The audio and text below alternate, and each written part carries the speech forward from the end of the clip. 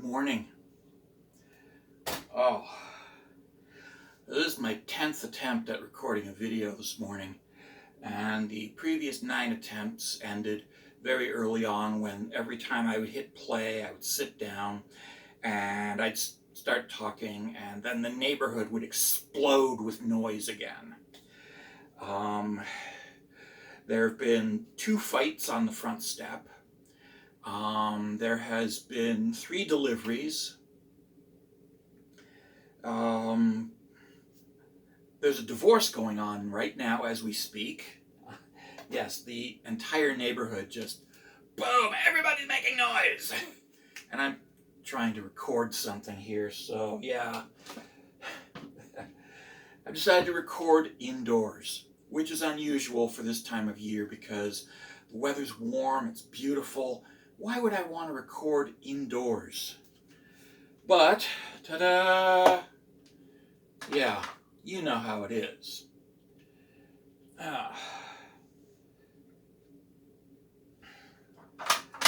So, on to the topic, which is cosmology. And first of all, what is the Big Bang? The Big Bang is not evolution, okay? And I frequently have to explain this to young earthers that no, the Big Bang is not evolution. The Big Bang is a completely separate, unrelated topic. Evolution is a process of biological genetic change, leading to increased diversification of living species. The Big Bang is completely unrelated. It is the initial formation of the universe. Completely separate topic. Completely separate topic. Please don't confuse the two. Now, what is the Big Bang? Well, it's the initial expansion of the universe from its earliest state as a singularity. And this singularity, infinitely hot, infinitely dense, contained no matter. It contained a state of energy that some could argue isn't really even energy anymore because it is so extremely out there. But we're going to call it energy anyway because, well, it's an easier term to understand than to come up with the term that's used to describe an even greater activity state that goes beyond energy. So this mass became unstable because, while it was bound together by gravity, it also had pressure inside pushing it outward, and it became unstable and it began to expand. The pressure overcame the gravity. And as a result, for a few brief seconds, the universe expanded at far greater than the speed of light, before slowing down to the speed of light and then coming in just under the speed of light. And this is when the rules of the universe, the rules of physics, took form.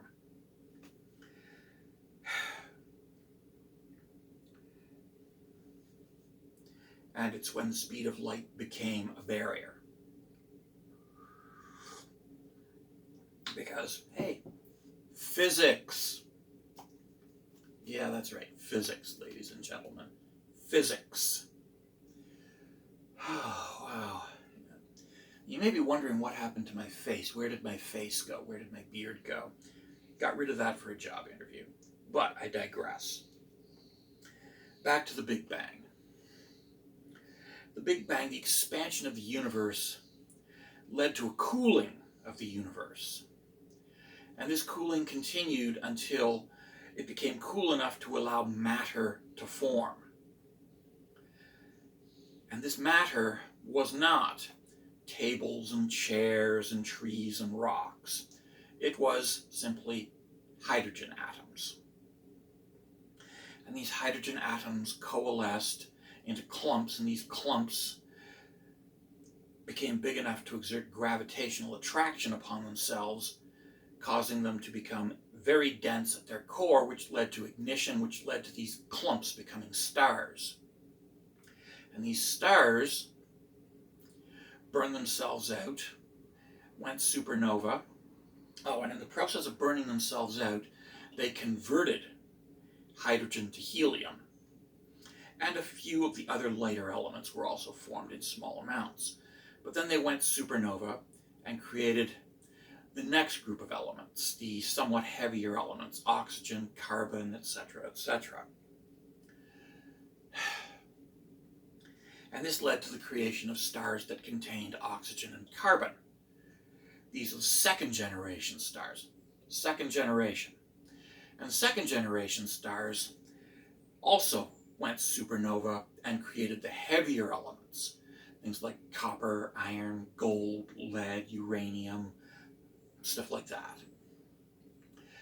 These elements would be incorporated into the third generation of stars and into the fourth generation of stars. And our sun is either a third or fourth generation star. I'm not sure which one it is. I suspect that cosmologists might have figured it out, but if they have, I haven't read the article. Nope, stove's still on. In any case,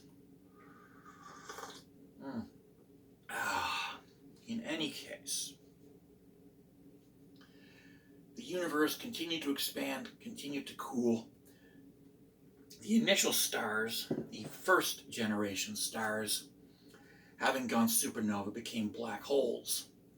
And the debris from those stars' explosions formed accretion disks around them, which had clumps and irregularities, which also became stars.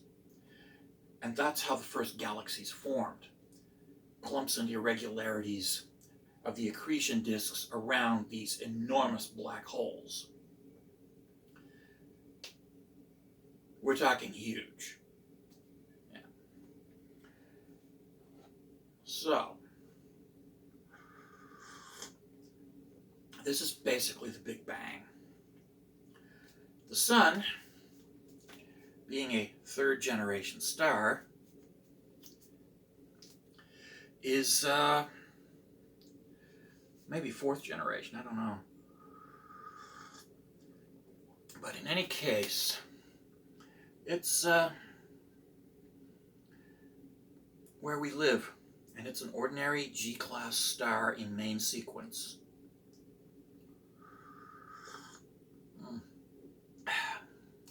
And we have beneficiaries of the processes that gave rise to the sun.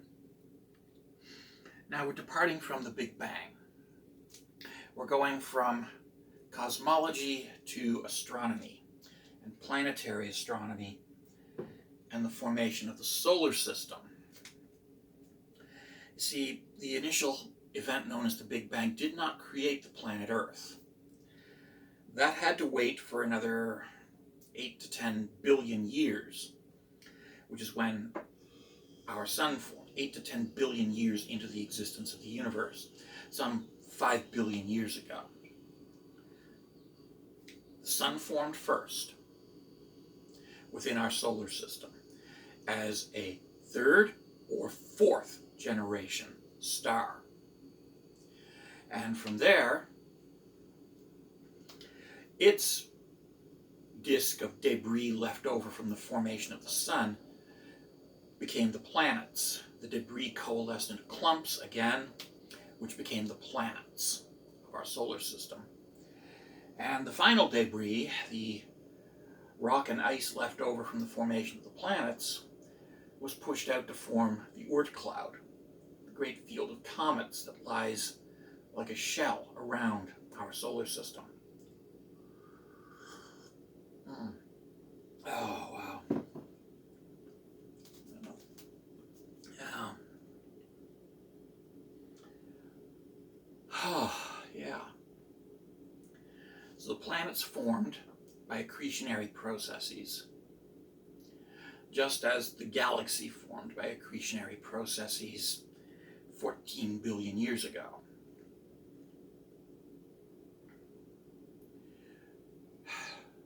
These are all natural processes. And if there was a God involved in this process, that God was very careful to leave no evidence. It couldn't have been a later God. It couldn't have been Jehovah Yahweh, because quite honestly, there's nothing creative about Jehovah Yahweh. Yeah. It might have been Shiva. It might have been Quetzalcoatl. It definitely wasn't Zeus. And it definitely wasn't Jehovah Yahweh. Maybe it was Ptah or Khnum, two Egyptian creator gods that are considered to be very, very important and abstract. Maybe it was one of them. Who knows? But if a god did create the Earth and the solar system, if there was a god involved in this process, it was either Shiva or Loki. And I invoke Loki in this because, quite honestly, have you seen the universe? It's a frickin' circus, I'm telling you. Universe is a circus. It's crazy. It's insane. We have people doing incredibly stupid things in a universe where anything can happen and frequently does. Oh, wow. The universe is a circus. Therefore, it had to either be Shiva, with a sense of humor, or Loki. Those are the only two plausible gods that could be responsible for the formation of the universe, and neither one of them left any evidence of themselves to allow us to differentiate which one it was. Yeah. Bit of a frightening concept when you think about it.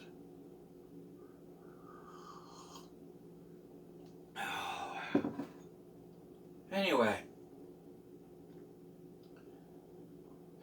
have a nice day.